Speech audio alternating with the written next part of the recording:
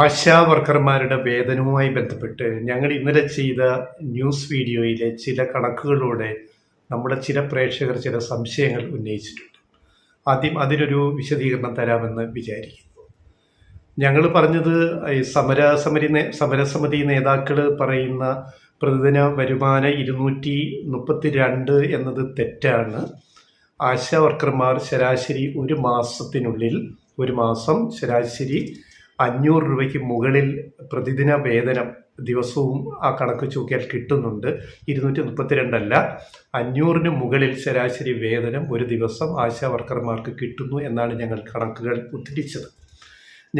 ഞങ്ങൾ പറഞ്ഞ കണക്കുകൾ ശരിയാണ്, സത്യമാണ്. ഞങ്ങൾ ലെഫ്റ്റ് റൈറ്റ് വോയിസ് ഏത് ന്യൂസ് വീഡിയോ ചെയ്താലും ഡേറ്റ വെച്ചിട്ട് തന്നെയാണത് അവതരിപ്പിക്കുന്നത്. ഡേറ്റ വേണ്ടിടത്ത് കൃത്യമായ ഡേറ്റ അത് ബോധ്യപ്പെടുത്തി ഉറപ്പുവരുത്തിയിട്ടാണ് പറയുന്നത്. അപ്പോൾ ഇതിൽ പ്രേക്ഷകർക്കൊരു തെറ്റിദ്ധാരണ വന്നത് ഒരു കാര്യം കൊണ്ടാണെന്ന് തോന്നുന്നു. കാരണം ഞങ്ങൾ ഈ പറഞ്ഞ കണക്ക് 500 രൂപയ്ക്ക് മുകളിൽ ഒരു ദിവസം കിട്ടുന്നുണ്ട്. അങ്ങനെ ഒരു മാസത്തെ കണക്ക് പറയുമ്പോൾ അവരുടെ ജോലി സ്വഭാവം എന്താണ് നമ്മൾ ആദ്യം മനസ്സിലാക്കണം. ഇത് വോളണ്ടിയർ ജോബാണ്, സ്ഥിരം ജോലിയല്ല, തൊഴിൽ നിയമത്തിൻ്റെ പരിധി വരുന്ന ജോലിയല്ല. അപ്പോൾ എല്ലാ ദിവസവും ശനിയോ അല്ലെ അവധി ദിവസങ്ങൾ ഒഴികെ എല്ലാ ദിവസവും ജോലിക്ക് പോകേണ്ടി വരുന്നില്ല. അപ്പോൾ ശരാശരി ആശാവർക്കർമാർ ഒരു മാസം 20 22 ദിവസം, 20 അല്ലെ 22 ദിവസമാണ് ജോലി ചെയ്യുന്നത്. അതിൽ തന്നെ ഒരു ദിവസം 5 മണിക്കൂറാണ് ജോലി ചെയ്യുന്നത്. അത് വെച്ചിട്ട് 22 കിട്ടുന്ന തുകയും കയ്യിൽ കിട്ടുന്ന ഒരു മാസത്തെ വേതനവും പണിയെടുത്ത ദിവസങ്ങളും വെച്ചിട്ട് ഹരിക്കുമ്പോൾ കിട്ടുന്ന തുകയാണ് ശരാശരി 500 രൂപയ്ക്ക് മുകളിൽ. അപ്പം നമ്മൾ ഒരു മാസത്തെ 30 ദിവസം വെച്ചിട്ട് ഹരിച്ചു ഗുണിച്ചാൽ അത് കറക്റ്റ് കണക്കാവില്ല. ഇപ്പോൾ നമ്മുടെ പ്രേക്ഷകർക്ക് അത് ബോധ്യമായി കാണും എന്ന് ഞങ്ങൾ കരുതുന്നു. ഇനി അതൊരു കാര്യം. 2, ഒരു വെള്ളിരേഖ, ഒരു പച്ചക്കൊടി ഈ സമരത്തിൻ്റെ ഭൂമുഖത്ത് അല്ലെ വിഹായസിൽ ഇപ്പോൾ കാണാൻ കഴിയും. അതായത് ആരോഗ്യമന്ത്രി വീണ ജോർജ് 3ാമതും സമരസമിതി നേതാക്കളെ ചർച്ചയ്ക്ക് വിളിച്ചിരിക്കുന്നു. നാളെ, അതായത് വ്യാഴാഴ്ച ഉച്ച കഴിഞ്ഞ് 3 മണിക്ക് ആരോഗ്യമന്ത്രിയുടെ ചേംബറിലേക്കാണ് സമരസമിതി നേതാക്കളെ ചർച്ചയ്ക്ക് വിളിച്ചിരിക്കുന്നത്. ഇത് 3ാമത്തെ ചർച്ചയാണ് മന്ത്രി നടത്തുന്നത്. അതിനു മുമ്പ് ഉദ്യോഗസ്ഥ തല ചർച്ചകളൊക്കെ നടന്നിരുന്നു. അപ്പോൾ ഇത് സമരം നടത്തുന്നവർക്കൊരു അവസരമാണ്. അവസരം എന്ന് പറഞ്ഞാൽ ഞങ്ങൾ പലപ്പോഴും പറഞ്ഞിട്ടുള്ളതുപോലെ പിടിവാശി കൊണ്ട് ഒരു സമരവും ജയിക്കാനാവില്ല.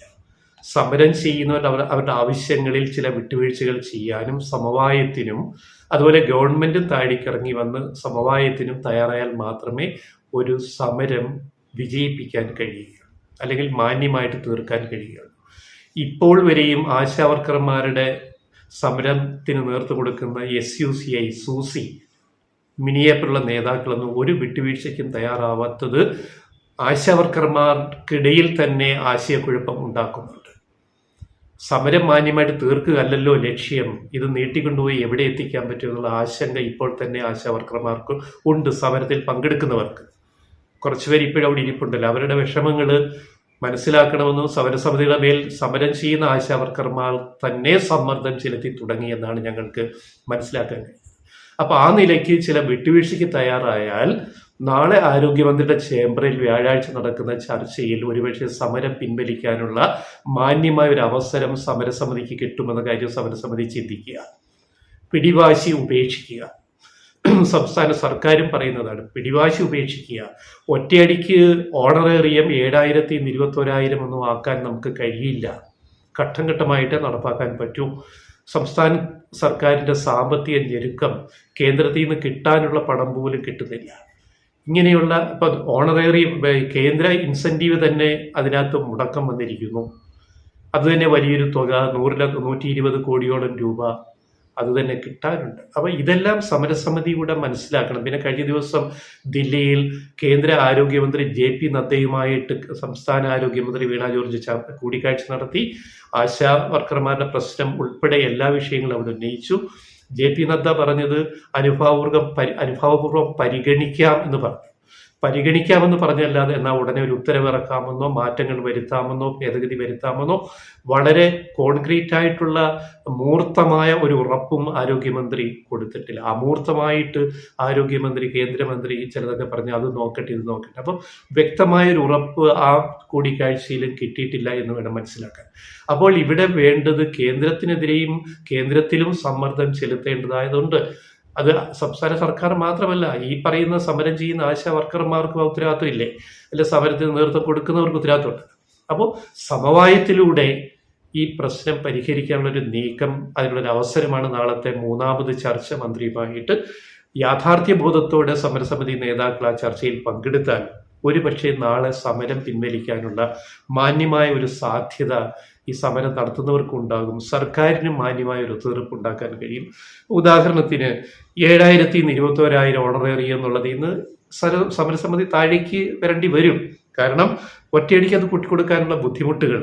അപ്പോൾ അതൊരു 2,000 മുതൽ 5,000 രൂപ വരെ ആദ്യഘട്ടത്തിൽ അത് വർദ്ധിപ്പിക്കുക, പിന്നെ ഒരു രണ്ടാം ഘട്ടത്തിൽ അടുത്തത് വർദ്ധിപ്പിക്കുക, ഇങ്ങനെ ഒരു സ്റ്റേജ് ബൈ സ്റ്റേജ് ഘട്ടം ഘട്ടമായിട്ട് മാത്രം ഓണറേറിയം വർദ്ധിപ്പിച്ച് പരമാവധി സർക്കാരിന് കൊടുക്കാൻ കഴിയുന്ന കൊടുക്കുക ആശാവർക്കർമാർക്ക്. ഞങ്ങൾക്ക് ഈ സമീപനം ആണുള്ളത്. ആശാവർക്കർമാർക്ക് വരുമാനം കൂടുതൽ കിട്ടണം എന്ന് തന്നെയാണ് ഞങ്ങളുടെ ആവശ്യവും, ഞങ്ങളുടെ അഭിപ്രായം അത് തന്നെയാണ്.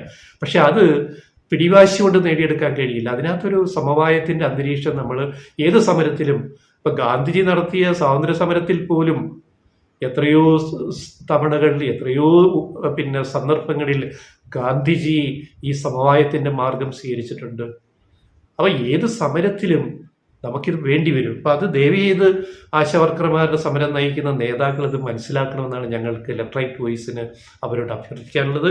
ഈ ഓണറേറിയത്തിന്റെ കാര്യത്തിലും അതേപോലെ പിരിയുമ്പോൾ പെൻഷൻ അല്ലെങ്കിൽ പിരിയുമ്പോൾ വിരമിക്കുമ്പോഴുള്ള തുക അത് 5 ലക്ഷം വേണം എന്നുള്ള ഈ ഡിമാൻഡ് ചെയ്യുന്നത് തൽക്കാലം താഴേക്ക് വരാൻ സമരസമിതി തയ്യാറാവണം. അതിന് താഴെയുള്ള ഒരു തുക നിശ്ചയിക്കാൻ സമരസമിതിയും സർക്കാരും കൂടി ഒരുമിച്ചിരുന്നൊരു തീരുമാനം എടുത്തു കഴിഞ്ഞാൽ സമരക്കാർക്ക് മുഖം രക്ഷിക്കാൻ പറ്റും. സമരം അമ്പേ പരാജയപ്പെട്ടില്ല, പല ഡിമാൻഡുകളും സർക്കാർ അംഗീകരിച്ചു എന്ന് സമരസമിതിക്ക് പറയാൻ കഴിയും. സർക്കാരിനും ഒരു സമരം അവസാനിച്ചതിൻ്റെ ആശ്വാസം കിട്ടുകയും ചെയ്യും. അപ്പം രണ്ടു കൂട്ടരും ഇതിനകത്തൊരു നെഗോഷിയേഷൻ ടേബിളിൽ ഒരു ചർച്ചയിലേക്ക് വന്ന് പോസിറ്റീവ് ചർച്ച, ഞങ്ങൾ അതാണ് പറയുന്നത്. ഒരു നെഗറ്റീവ് ചർച്ച കൊണ്ട് ഒരു ഫലം ഉണ്ടാവില്ല. ഇപ്പം മിനിയെപ്പോലുള്ള നേതാക്കൾ പോയി പിണറായി സർക്കാരിൻ്റെ ദേഷ്യം തീർക്കാൻ ചർച്ചയിൽ പോയി ഇരുന്നിട്ട് കാര്യമില്ല. ഒരു സർക്കാരിനോട് എന്തിനാ അകാരണമായ വിരോധം നമ്മൾ വെച്ച് പുലർത്തുന്നത്? ഇതെന്തോ വിരോധമാണ് മനസ്സിൽ നിൽക്കുന്നത്. പിണറായി സർക്കാരിനെതിരെ തീരാത്ത പക എന്ത് കാര്യത്തിന്?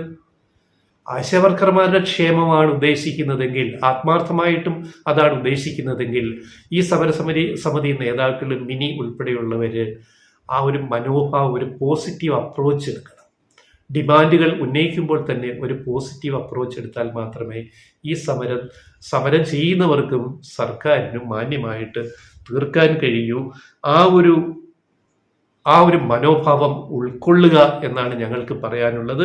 ഇതൊരു ചാൻസാണ്. ഒരു പക്ഷേ മാന്യമായി ഈ സമരം തീർക്കാനുള്ള അവസാനത്തെ ചാൻസ് ആയിരിക്കും ഒരു പക്ഷേ ഇത് നിങ്ങൾ മിസ് ചെയ്താൽ, സമരക്കാർ ഇത് മിസ് ചെയ്താൽ പിന്നെ ഈ സമരം എങ്ങനെ മുന്നോട്ട് കൊണ്ടുപോകുമെന്ന് പറയുന്ന ഒരു വലിയ പ്രതിസന്ധിയിലേക്ക് സമരം നടത്തുന്നവർ എത്തിപ്പെടും. പിന്നെയും സർക്കാരിനെ ചീത്ത വിളിച്ചിട്ട് കാര്യമില്ല. അതുകൊണ്ട് ഇതൊരു ഗോൾഡൻ ഓപ്പർച്യൂണിറ്റി ആണെന്ന് ഞങ്ങൾ വിലയിരുത്തുന്നു. ഇറ്റ്സ് എ ഗോൾഡൻ ചാൻസ്, ഒരു ചാൻസ്, സുവർണ അവസരമാണ്. അത് പ്രയോജനപ്പെടുത്താൻ സമരസമിതി നേതാക്കളോടും അതോടൊപ്പം സർക്കാരിനോടും ഞങ്ങൾ അഭ്യർത്ഥിക്കുന്നു.